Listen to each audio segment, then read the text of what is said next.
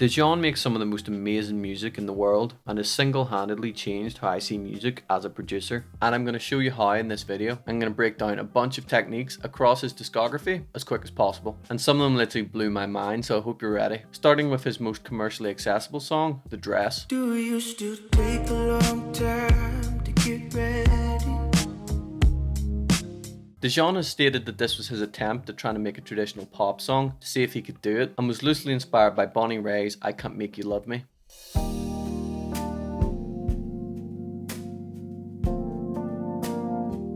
Which is interesting because I always thought it was a tribute to Whitney Houston's Saving All My Love For You. What do both of these songs have in common? Electric piano. I can't prove what they used to record it in the studio, but I can prove what they used to play it on tour. McGee describes the keyboard as just a cheap Casio, which is likely based on the classic FM Synthesis DX7 digital piano sound, and I've recreated it here, adding some chorus and reverb.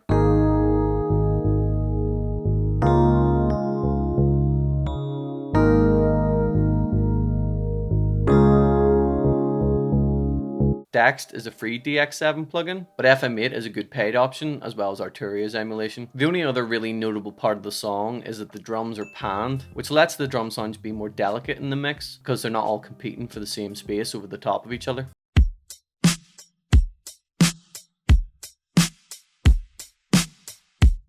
Now let's listen to Big Mike's. What do we notice? I like how you look when you got questions. The answer is lap steel guitar recorded by Adam Richter, which features heavily on this album. Some of you might go out and buy a lap steel and learn it, but for those not willing to make that commitment, I've got a few options for you. The only free option I could find is Spitfire Labs lap steel, but it lives more in like a soundscape film scoring realm, but it might work with the right music theory and pitch bend automation. With the paid options, you've got Ample Sounds lap steel, which is sick and definitely does the job, or the easiest option, find lap steel samples and manipulate them to taste. Guitar tone is also important, and since I'm not a guitar player, I'm not going to go into detail, but what I can say is all the information you need is in that tour band video, which has great information such as the pedals they use, and gems like McGee using a baritone guitar. Warning, this doesn't mean you need to go out and buy all their expensive equipment, but you can look at what they use and adapt that information to your own workflow. Now for some information that blew me away. Dijon's a big fan of Eurorack modular gear, but why? In this interview for Reverb, he talks about how if you're writing a song from the starting point of a guitar, you're unlikely to top the songs that Bob Dylan has wrote. But if you use Eurorack as a starting point and compose chords and other instrumentation around it, you might just make something new. And if you listen to Did You See It, you'll hear a looped pluck pattern from Mutable Instruments rings with some of the most beautiful accompaniment I've ever heard.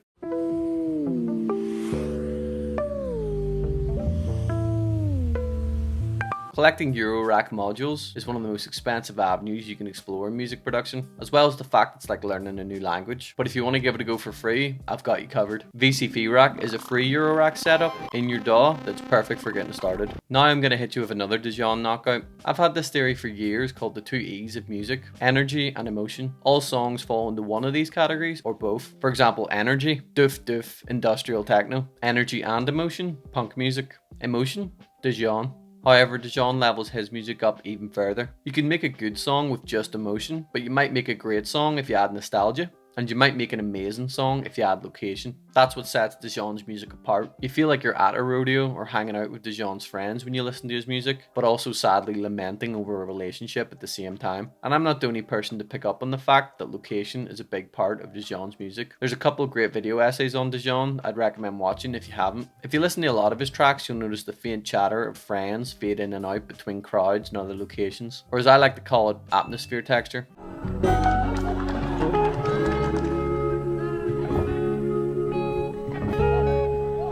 You'll also hear mechanical texture, such as tape cassette noise, across his discography, especially on the Sci Fi EP and songs like Skin. In Dijon's case, this provides a sense of intimacy and fills the gaps in what tends to be slow and spacious songs. Glory, glory, well I could cry now. So I have her minds and I do. It also works great as a starting point for setting the tone. Drop cassette noise into a blank sterile session and it gives you something to start with. It's a bit like that game you play as a kid with a blank piece of paper. A plain white piece of paper is uninspiring, but if someone draws a squiggle on it and then passes it to you, it gives you a starting point to work with. That's why I took time to record mechanical noise and atmosphere noise for my Sonic Texture sample pack. I drop it in and let it steer my creativity, such as this track in the style of Dijon.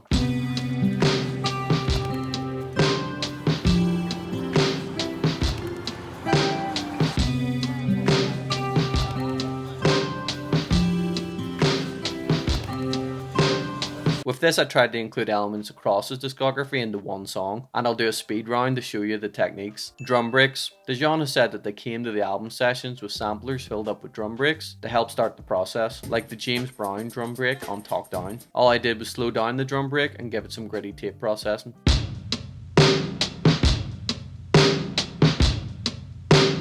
Acoustic guitar. I wanted to include some acoustic guitar, like the How Do You Feel About Getting Married EP. However, I can't play guitar, so I chopped up a loop to my taste and added tape processing and room reverb.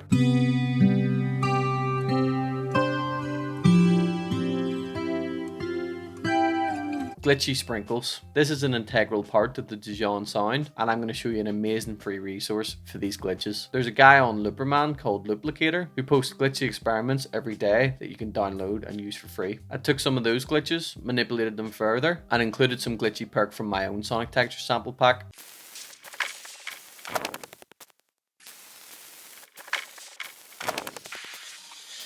This mixed together with the tape texture and the background noise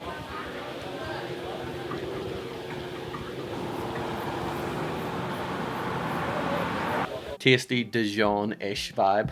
Also, if you listen to the start of The Stranger or throughout Sweet Thing, you'll hear DJ scratching. One for me. Here is where you want to be.